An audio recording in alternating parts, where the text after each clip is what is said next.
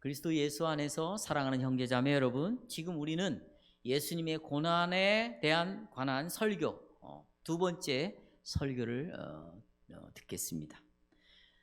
여러분은 정말 목마름으로 인해서 아주 갈증을 심하게 경험해 본 적이 있습니까? 사람이 목마르다라는 것은 굉장히 고통스러운 일입니다. 사람이 목이 마르고 그 목마름으로 인하여 참으로 죽을 만큼 고통스러우면 눈에 보이는 것이 아무것도 없죠. 오로지 이 물을 찾기 위해서 우리는 굉장한 노력을 할 것입니다. 왜냐하면 물을 먹지 않으면 우리가 죽을 것이기 때문입니다. 우리 오늘 본문은 예수님께서 십자가에서 목마르다 하시고 신 포도주를 마시죠. 그리고는 예수님이 이어서 다 이루었다라고 말씀하시고 그의 영혼을 하나님께 맡깁니다. 이런 내용이 오늘 기록되어 있습니다. 이 사건을 통해서 우리는 오늘 복음 설교를 듣도록 하겠습니다. 저는 다음과 같은 주제로 오늘 설교를 요약했습니다. 예수님께서 십자가 위에서 신 포도주를 마심으로 성경을 다 이루셨다. 그래서 우리로 하여금 다시는 목마르지 않도록 해 주셨다. 이것이 오늘 설교의 주제입니다. 이 주제를 가지고 세 가지를 말씀드리겠습니다. 첫째, 예수께서 신 포도주, 이걸 식초라고 말하기도 한데요. 신 포도주를 마심으로 예수님이 구약의 성경을 성취하셨습니다. 28절입니다. 그 후에 예수께서 모든 일이 이미 이루어진 줄 아시고 성경을 응하게 하려 하사 이르시되 내가 목마르다 그랬습니다.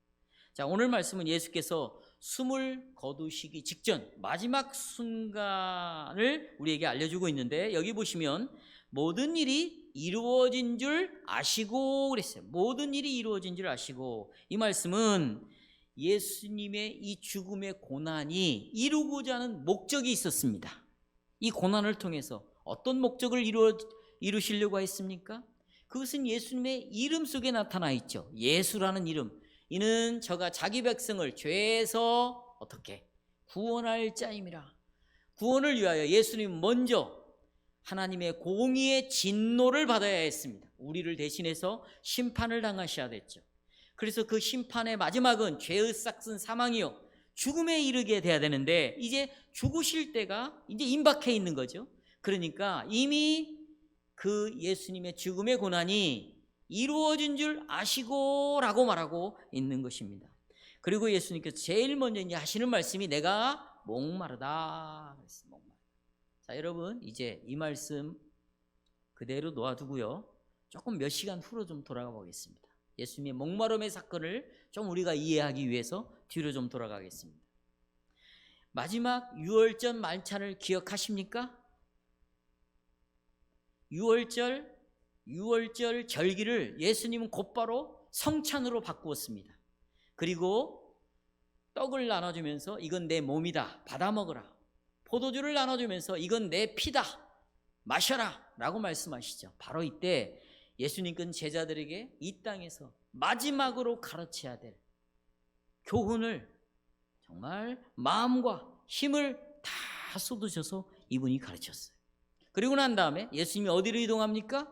제자들과 함께 겟세마네 동산으로 이동합니다. 그리고는 하나님의 뜻이 이루어지기를 위하여 내 뜻대로 마옵시고 아버지의 뜻대로 하시옵소서, 이 하나님의 뜻이 이루어지기 위하여 그분은 애씀과 힘씀으로 마치 땀을 흘리는데 핏방울이 떨어지는 것처럼 정말 온 힘을 다하여 기도하셨습니다.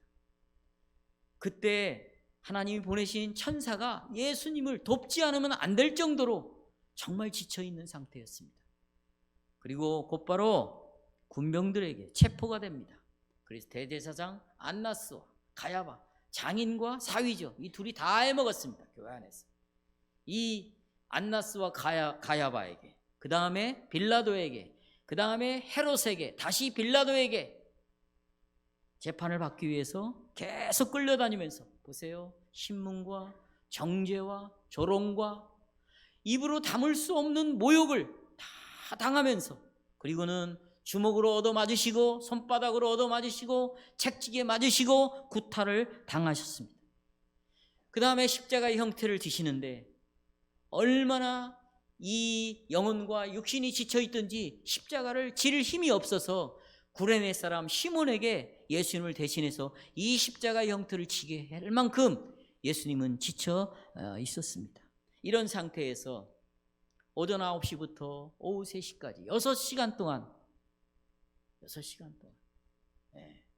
십자가에 매달려서 그의 몸이 찢겨진 채로, 채찍이 맞으니까 온 살갗이 다 찢어졌습니다. 이미 그 뼈는 어그러져 있었습니다.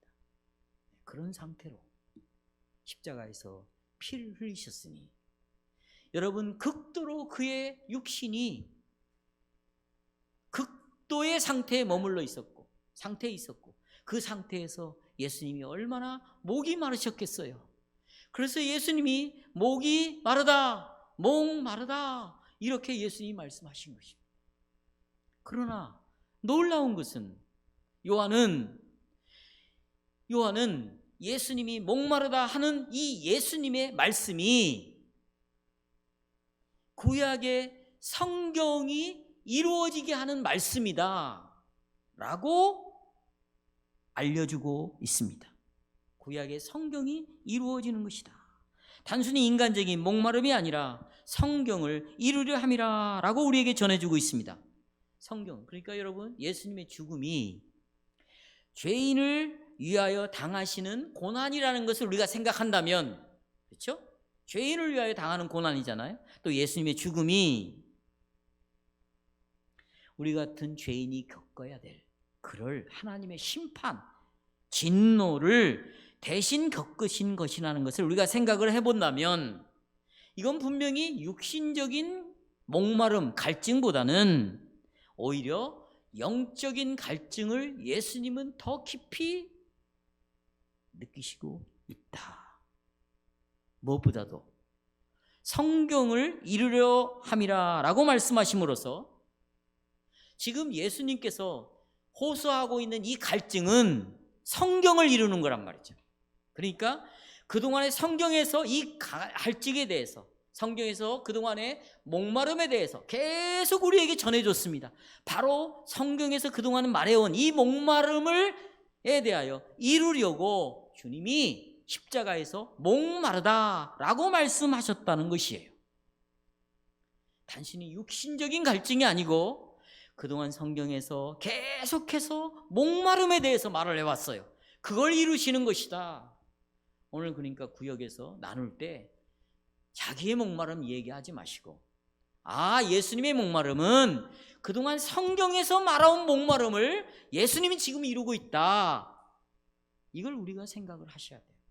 그러니까 성도 여러분, 예수님은 단 한 번도 성경과 떨어져서 자신의 존재를 생각해 본 적이 없어요. 자신의 말을 해본 적이 없어요. 자신의 일거수일투족을 성경과 분리시켜서 해본 적이 없어요. 이것이 기독교예요. 우리 청년들이 학교에 다니는 것, 취직해서 직장에 다니는 것, 돈을 버는 것, 결혼해서 가정을 꾸미는 것, 아이를 낳는 것, 옷을 입는 것, 벗는 것, 모든 것은 다 뭐와 관련이 돼야 될까요? 말해보세요. 뭐와요? 성경이에요. 내가 취미생활을 하는 것, 내가 밥을 먹는 것, 물을 마시는 것, 왜 마시는 겁니까? 만약에 성경과 나를 일치시키지 않는다면, 연관을 시키지 않는다면 당신은 하나님의 말씀 없이 하나님을 섬긴다는 것이고, 말씀 없이 하나님을 섬긴다는 것은 아담과 하와가 이걸 먹는 날에는 정령 죽으리라는 이 말씀을 무시하고 사탄의 말을 듣는 것과 동일한 삶을 살아가고 있다. 다를 바가 없는 것이에요. 예수님은 목마르다 하신 이유는 바로 이런 이유 때문이에요. 그러면 구약 성경을 살펴보면 이 목마름에 대해서 여러 선지자들이 예언을 했는데요. 그 예언이 어떤 예언일까 한번 볼까요? 우리가 신명기 28장 다 아시는 말씀입니다. 28장에 보시면 모세가 이스라엘 백성들에게 이런 말을 했습니다. 너희가 하나님의 계명 앞에 순종을 하면 하나님은 너에게 아주 풍성한 복을 내릴 것이다. 그러나 이 계명 앞에 불순종을 하게 되면 하나님은 이 언약을 깨트린 죄로, 언약을 파괴한 죄로, 언약을 불순종하여 하나님을 대적한 죄로 하나님은 저주와 심판을 내릴 것이다. 이런 말을 했어요. 그런데 보세요. 하나님이 불순종한 죄의 결과로 내리는 심판 가운데 하나가 뭐냐? 목마름이라는 심판을 내리셨어요. 목마름. 자, 신명기 28장 48절에 따르면 이제 보십시오. 40 핸드아웃을 다 보십시오. 이제부터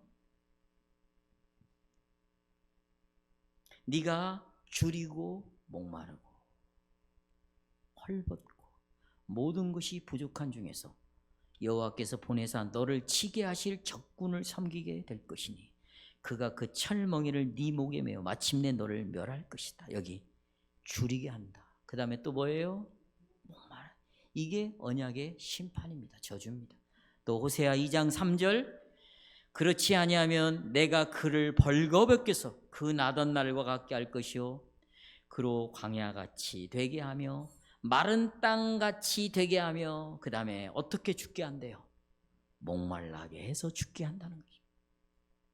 이사야 5장 13절 그러므로 내 백성이 무지함으로 말미암아 사로잡힐 것이요 그들의 귀한 자는 굶주릴 것이요 무리는 어떻게 될 것이라. 예레미야에게 4장 4절 젖먹이까지 목말라서 죽는데요. 혀가 입천장에 붙을 것이다. 어린아이들이 떡을 구하나 떼어줄 사람이 없도다. 그러니까 우리가 성경을 살펴본 대로 이 목마름은 여호와께 불순종한 백성들이 하나님으로부터 심판을 당하는 방식들 중에 하나다. 따라서 이 목마름은 하나님의 심판의 표시예요. 하나님의 징벌의 표시가 바로 목마름입니다. 목말라 하고 있다라는 것은 하나님이 심판하고 있다는 말입니다. 여러분, 목마름은 물을 먹지 않은 목마름만 있는 것이 아닙니다.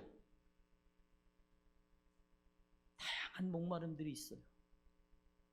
사랑에 대한 목마름, 돈에 대한 목마름, 건강에 대한 목마름, 자기 직장에 대한, 자기의 권위에 대한, 명예에 대한 수많은 목마름을 우리가 가지고 있어요. 그 목마름을 해결하려면 뭐가 필요하냐면 돈이 필요한 거예요. 그래서 사람들이 돈 앞에는 하나님처럼 우상처럼 섬기고 있는 거 아니겠어요? 그러나 내가 지금 이런 목마름에 빠져 있다. 그것이 뭐가 됐든 그 사람은 지금 하나님의 계명에 불순종하고 있다는 표시예요. 하나님과 멀리 떨어져 있다는 표시예요. 그것이 바로 하나님의 징계인 거예요.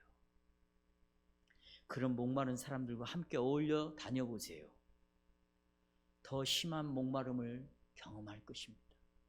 더 많은 목마름을 경험할 것입니다. 성경을 살펴봤죠? 그것이 하나님 앞에 불순종하는 자들에게 하나님이 다루시는 징계의 표시다. 여러분, 이 목마름의 시작은 언제부터 시작되었습니까? 아담과 하와가 에덴 동산에서 범죄한 이후로 그가 세상으로 쫓겨나왔을 때부터 그는 생명의 근원이신, 원래 여러분 에덴 동산에 보시면 4개의 강이 흘러간다고 그랬어요. 이걸 요한계시록에서 생수의 강이라고 말하고 있습니다. 그런데 거기서 쫓겨났어요. 그래서 아담과 하와는 그때부터 죽음이 찾아왔고 그 죽음의 모습이 어떻게 나타났느냐? 목마름의 모습으로 나타나기 시작했다는 것입니다. 목마름의 모습으로. 그때부터 목마름이 시작이 되었습니다. 목마르면서 살아갈 수밖에 없습니다. 그래서 아담 한 사람으로 말미암아 이 세상에 죄가 들어왔고 죄로 말미암아 사망이 왔는데 그 아담의 후손들은 죄로 인하여 모두가 다 목마름의 노예가 되어버린 거죠. 여기저기서. 여러분, 뒤에 있는 사람들의 이야기를 들어보세요. 그들의 사연이라는 것은 간단합니다. 일생이 목마름의 일생이다. 이런 문제로 목말랐고, 자기 남편 때문에, 아내 때문에, 자식들 때문에, 내가 직장에서, 심지어는 가장 목마르게 하는 게 누구냐? 내 자신이 나를 목마르게 하고 있다는 것입니다. 나를 가장 괴롭히는 것은 이웃이 아니라 내 자신이 가장 나를 괴롭히는 것이에요. 가장 나를 사랑하지 않고, 나를 가장 곤란하게 만들고, 힘들게 만들고, 지치게 만들고, 끊임없이 나에 대한 생각이 나를 절망으로 빠뜨리고 열등감에 빠뜨리고, 그것이 아담 이후에 태어난 죄인들의 현실이고 실제예요. 안 그런다고요? 나는 그렇지 않다고요? 그 사람은 자기를 속이는 자예요. 성경이 말하고 있잖아요. 그래서 성도 여러분, 이런 백성들의 죄의 결과로 일어난 어떤 정치도 해결할 수 없고, 어떤 철학도 해결할 수 없고, 어떤 경제인도 해결할 수 없고, 어떤 것도 해결할 수 없는 인간의 목마름, 이 하나님의 저주를 예수님이 대신 짊어지시고, 나는 뭐하다? 다 같이 나는 뭐하다? 목마르다. 우리를 대신해서 경험하고 있습니다. 그러나 백안교회 성도 여러분, 지금 이 말은 너무나 이해할 수 없는 말입니다. 모순된 말이에요. 왜 그럴까요? 예수님은 일평생 이 죄인들에게 영원히 목마르지 않는 물을 주시기 위하여 시간을 보내신 분입니다. 여러분이 잘 아는 수가성 사마리아의 여인에게 우물가에 가셨습니다. 그리고 이 여인을 만났습니다. 그리고 이 여인에게 내가 너에게 주는 물은 이 물처럼 마시면 또 목마른 물이 아니라 영원히 목마르지 않은 생수를 내가 너에게 주겠다고 말했습니다. 자, 요한복음 4장 14절 핸드아웃을 같이 읽겠습니다. 시작. 내가 주는 물을 먹는 자는 영원히 목마르지 아니하리니 나의 주는 물은 그 속에서 영생토록 솟아나는 보다 샘물이다 말씀하지 않았습니까? 그리고 오병이어 예수님의 말씀을 듣기 위하여 들판에 모인 이 사람들에게 요한복음 6장 35절에서 이렇게 말합니다. 나를 믿는 자는 영원히 뭐하리라? 목마르지 아니하리라 말씀하지 않았습니까? 자, 요한복음 7장 37절을 같이 읽겠습니다. 시작. 명절 끝날 곧 큰 날에 예수께서 서서 외쳐 가라사대 누구든지 목마르거든 내게로 와서. 여러분, 이런 분이 십자가에서 지금 목마르다 하신 것은 너무나 아이러니한 일입니다. 여러분, 십자가에 달린 마지막 시간에 지금 예수님은 아주 심한 목마름을 인하여 갈증을 느끼고 있습니다. 왜요? 예수님은 여러분과 저에게 영원히 목마르지 않은 물을 주시기 위하여, 그래서 다윗은 이 사실을 안 거예요. 그래서 이렇게 고백한 거죠. 여호와는 나의 목자시니 내가 부족함이 없다, 목마름이 없다. 그는 나를 푸른 초장과 쉴만한 뭇가로 나를 인도하신다.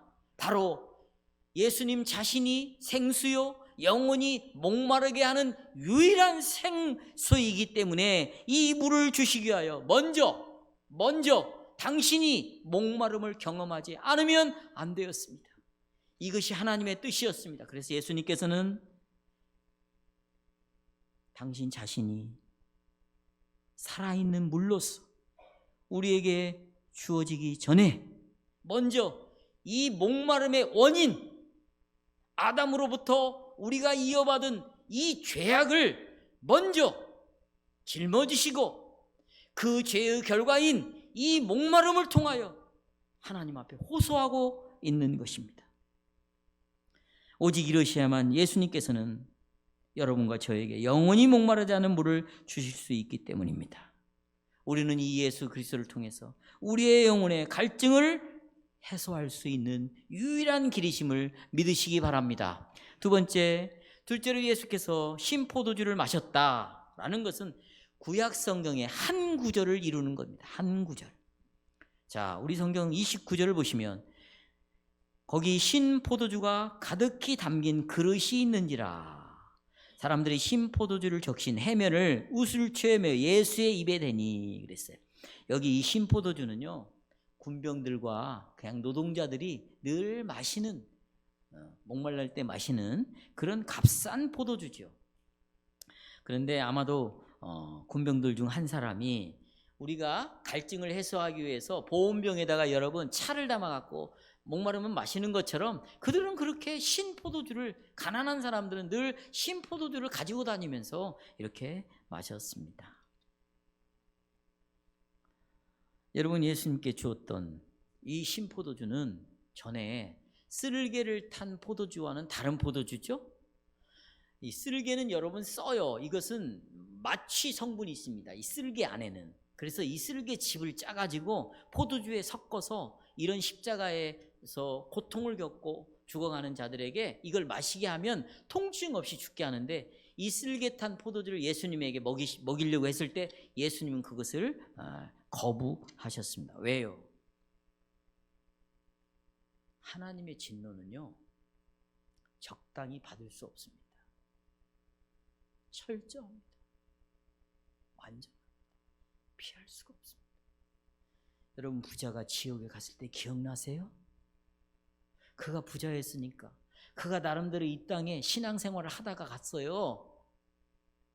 그게 지금 바리새인과 서기관을 두고 예수님이 비유로 말씀하시는 거 아닙니까? 그렇죠? 그가 얼마나 목말랐습니까? 예수님도 마찬가지예요. 그 쓸개 탄 포도주로 자기가 당하는 고난을 면하고 싶은 것이 없었어요. 면하고 싶은 마음이 없었습니다.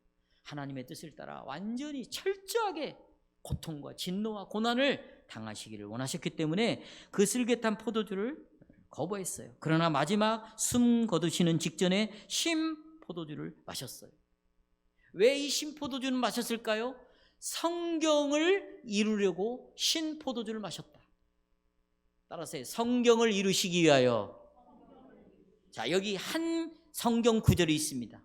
그것이 바로 시편 69편 21절입니다.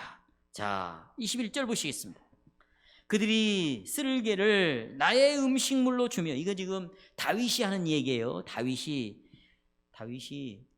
왕이에요. 그런데 지금 쫓겨다니면서 쓸개를 먹었어요. 얼마나 쓴 음식입니까? 또 목마를 때에는 이게 지금 신포도주입니다. 그걸 마시게 했다라는 이 구절을 예수님이 이루려고 신포도주를 마셨다는 것입니다. 자, 그러면 시편 69편을 잠깐 여러분 살펴보도록 하겠습니다. 자, 보세요.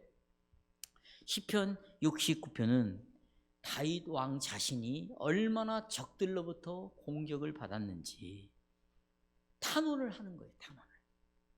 사람들은 다윗을 대응하여 음모를 꾸몄어요. 그런데 그 음모를 꾸미는, 다윗을 향하여 죽이려고 음모를 꾸민 사람들이 자기 머리카락보다도 많다는 거예요. 자기 머리카락보다도.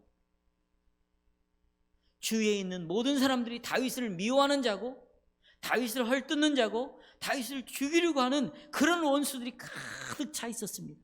그 원수들은 때로는 폭력으로 다윗을, 또 거짓말로 다윗을 공격했습니다. 그리고 자기 백성들은 다윗을 어떻게 취급했어요? 나그네로 취급했습니다. 심지어 자기 가족들, 자기 부모들은 다윗을 대할 때에 낯선 자처럼 되었어요. 아는 채도 하지 않았습니다. 다윗의 목구멍은 갈증으로 목말랐습니다. 다윗은 조롱을 당하고 회방을 당하고 수치를 당했습니다. 동정한 자를 찾으려고 아무리 해도 그를 동정해 주는 사람이 아무도 없었습니다. 그를 불쌍히 여김을 찾아보려고 했으나 아무래도 자기를 불쌍히 여기는 사람이 아무데도 없었습니다. 실제로 다윗은 음식을 쓸개로 먹었습니다. 그리고 목을 마를 때 도저히 먹지 못하는 신포도주를 주었습니다. 이것이 다윗 왕의 탄원인데, 이 다윗 왕의 시편은 예수님 안에서 다 그대로 이루어졌다는 것입니다. 그래서 여러분, 시편은 보세요. 1편부터 150편까지 메시아에 관한 예언이 들어있어요. 앞으로 오실 예수님, 그분이 우리를 구원한다면 시편은 구원의 교리로 가득 찬, 그리고 구원받은 자가 당하는 이 현실의 삶, 현실의 환경, 상황에 대하여 의롭게 된 자가 어떻게 거룩하게 성화를 이루어갈 것인가, 칭의와 성화를 다루고 있고, 그리고 외부로부터 오는 예수를 믿는 것 때문에 고난을 당하고 박해를 당하고, 그래서 예수를 벗어나고 싶었을 때 어떻게 그들이 불신앙을 거부하고 끝까지 믿음을 지켰는가? 믿음의 내용이 시편에 나와 있습니다. 만약에 우리가 시편 자체를 시편 자체를 우리가 이것만이다라고 생각한다면 그 사람은 시편을 우상 숭배하는 거나 마찬가지일 거예요. 그러나 구원의 교리가 들어있고, 이 구원의 교리를 통하여 다시 한번 우리가 다 그리스도를 바라보고, 그리스도를 바라봄으로 우리의 신앙이 다시 한번 회복되는 역사가 일어나게 한다면 우리는 시편을 당연히 불러야 될 것이고, 우리 자녀들이 이 시편을 함께 부름으로 말미암아 그들도 하나님을 경외함으로, 그리스도를 바라봄으로, 그리고 그리스도가 나의 살았으나 죽었으나 유일한 유로임을 고백하고 그의 인생의 주인으로 그리스도를 모시고 살아가도록 해야 될 것이 아니겠습니까? 그러니 지금 보세요. 오후의 설교도 마찬가지예요. 다 시편의 예를 들었어요. 시편은 성경 66권을 응축시켜 놓은 거예요. 농축액이에요. 그럼 그 찬송을 불러야죠. 왜? 내 사연을 부르냐는 거예요. 내 사연. 내가 받은 은혜보다도 더 중요한 것은 하나님이 어떻게 은혜를 베푸셨는가가 더 중요하겠죠. 그러면 하나님에 대한 지식을 우리가 분명히 알아야 되고, 그리고 그 지식에 대한 확신이 있어야 된다면, 그것이 믿음의 정의라면, 믿음은 뭡니까? 하나님에 대한 지식과 그리고 그 지식에 대한 확신이 믿음 아닙니까? 그렇죠? 그렇다면 그것이 들어있는 시편을 부르는 것이 당연한데, 지금 시편 69편이 그대로 예수님 안에서 이루어지고 있다. 그래서 보세요. 예수님은 원수들의 에워싸임을 당했죠. 폭행을 당했어요. 구타를 당했습니다. 심지어는 법정에서 거짓 증인들을 세워가지고요, 거짓말로 진술하게 만들고, 그리고 빌라도는 공평한 재판을 하지 않습니다. 불공정한 재판을 함으로 십자가에 넘겨주는 일이 벌어졌습니다. 그리고 예수님은 백성들에게도 거부당하시고 버림받았습니다. 그리고 예수님은 마지막에 신포도주를 받으셨어요. 왜요? 성경을 성취하기 위해서 예수님은 이 신포도주를 받으셨다는 것입니다. 이 신포도주를 누가 준비했을까요? 예수님이 준비하셨습니다. 예수님은 백성들의 죄, 여러분과 저의 죄에 대한 하나님의 진노와 비참함의 포도주를 마셨습니다. 심판의 포도주를 마셨어요. 진노의 잔, 저주의 잔. 여러분, 바로 이 예수를 믿는 거 맞습니까? 네?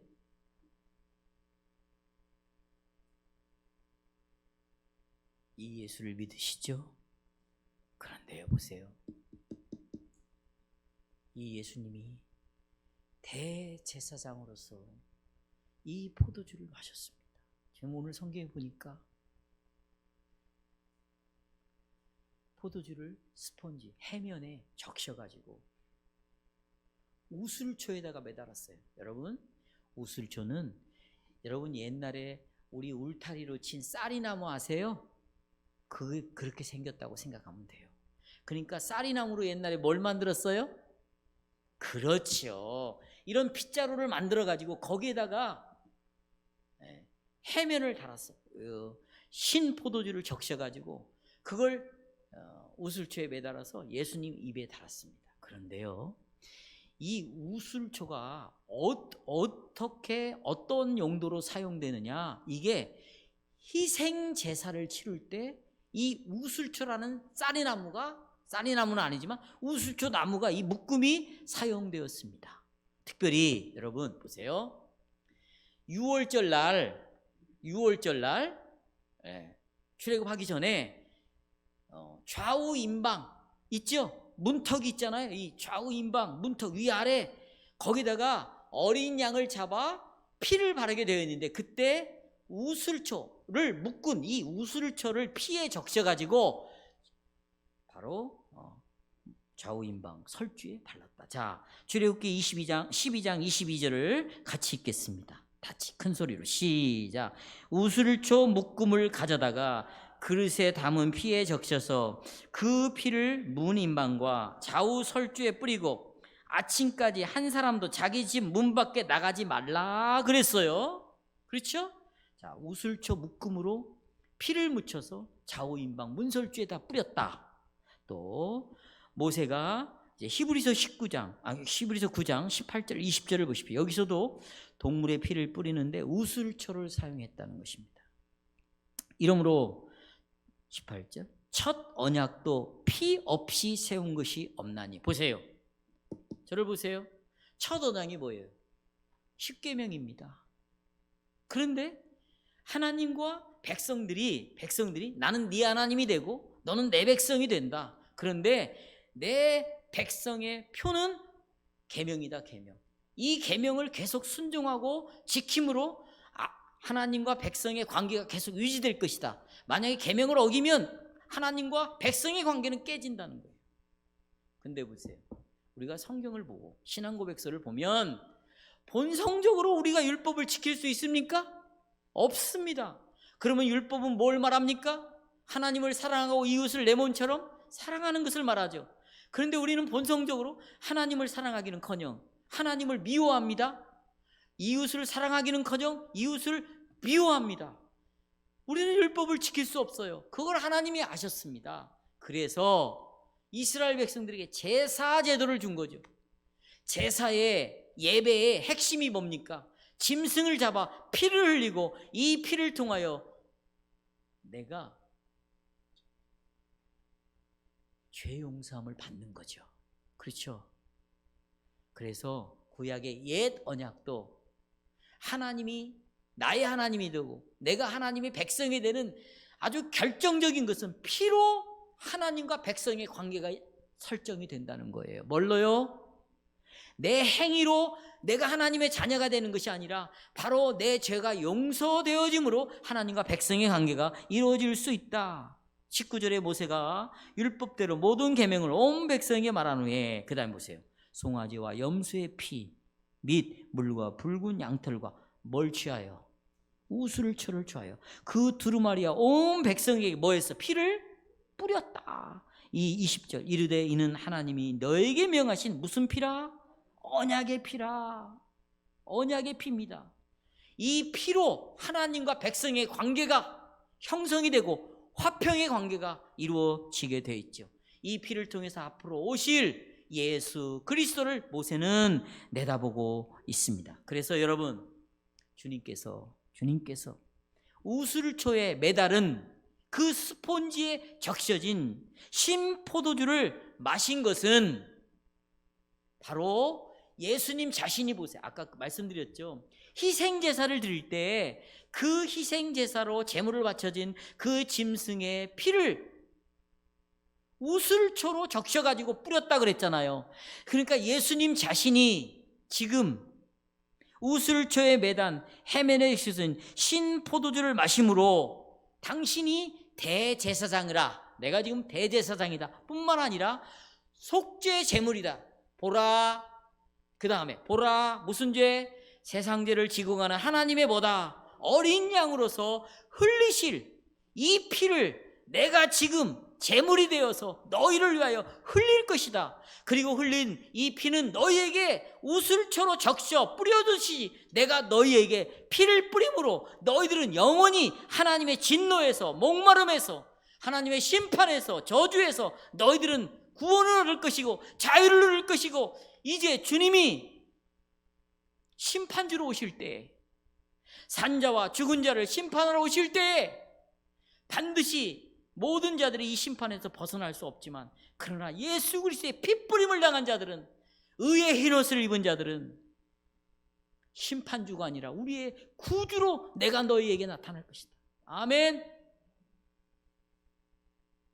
우슬초로 신포도주가 적셔진 것을 예수님이 마셨습니다.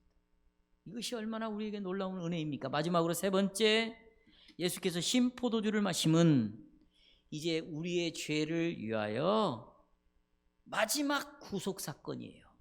죄를 해결하는 속죄 사역의 마지막 사건입니다. 30절 예수께서 신포도주를 마실 때 한번 다 같이 해볼까요? 다 이루었다. 그리고 돌아가셨습니다. 여러분, 다 이루었다는 말이 무슨 말입니까? 보십시오. 지금 뭘 다 이루어요? 여러분, 예수님 십자가에서 죽고 끝나면 아무것도 아니라는 거 우리 배웠잖아요. 지금 무슨 일이 남아 있습니까? 부활하셔야 돼요. 또 어디로 올라가셔야 돼요? 그리고 어디에 앉으셔야 돼? 하나님 오른편에 앉아 계셔야죠. 그래야만이 우리가 의로워질 수 있는 거 아니겠어요? 그래야만이 그리스도께서 교회의 머리로서 우리를 다스릴 수 있죠. 그 보좌 우편까지 올라가셔야만이 이 만물을, 세상을 통치하시는 이 만물의 왕으로서 머리가 될 수 있는 것이죠. 올라가셔야만이 저리로서 산자와 죽은 자를 심판하러 오시는 심판주가 될 수가 있는 거 아니겠어요? 그런데 지금 죽기 직전에, 돌아가시 직전에 다 이루었다. 뭘 다 이루어요? 아직 할 일이 많으신데. 그러면 다 이루었다는 말은 무슨 말인가? 예수님의 고난이 모든 것을, 구약의 말씀을 다 성취했다. 아버지께서 아들을 통해서 이루고자 하신 뜻이 있죠. 그 뜻을 다 이루었다. 그러면 아버지께서 이루고자 하는 그 뜻은 무엇일까요? 조상 아담이 범죄한 이후에 여러분과 저 모든 인류는 죄의 저주 아래서 신음하며 고통을 겪어왔죠. 그리고 앞으로도 계속해서 이 신음의 고통을 겪어야 할 건데, 죄로 인한 이 고통을 예수님이 다 해결했다. 치워버렸다. 이 고통을 다, 너희들이 당할 고통을 끝내버렸다. 심지어는 피조물들도 여러분과 저의 구원을 기다리고 있습니다. 여러분, 이 피조물들이 지금 신음하는 소리가 들려요? 죄로 인하여 피조물들도, 식물의 세계도, 동물의 세계도 다 질서에서 무질서로 전부 바꿔지고 말았어요. 얼마나 신음. 그런데 이런 것들도, 그런 피조물들의 고통도 예수님이 이제는 제거하셨다. 다 끝내셨다. 죽게 나오는 사람들에게 네 죄가 사해졌느니라, 네 믿음이 너를 구원하였으니 평안히 가라 하시는 이런 음성을 지금 들려주시는 것이에요. 여러분, 다 이루었다. 이 말은 하나님의 진노는 끝났습니다. 하나님의 저주는 끝났습니다. 하나님이 우리를 향한 심판은 끝났습니다. 다 이루었다. 여러분, 이것을 실제로 여러분의 마음으로, 그렇구나, 예수님이 나를 위하여 다 끝냈구나, 계산을 끝냈구나, 값을 다 치렀구나, 나에게는 더 이상 저주가 없구나, 심판이 없구나, 더 이상 목마름이 없구나,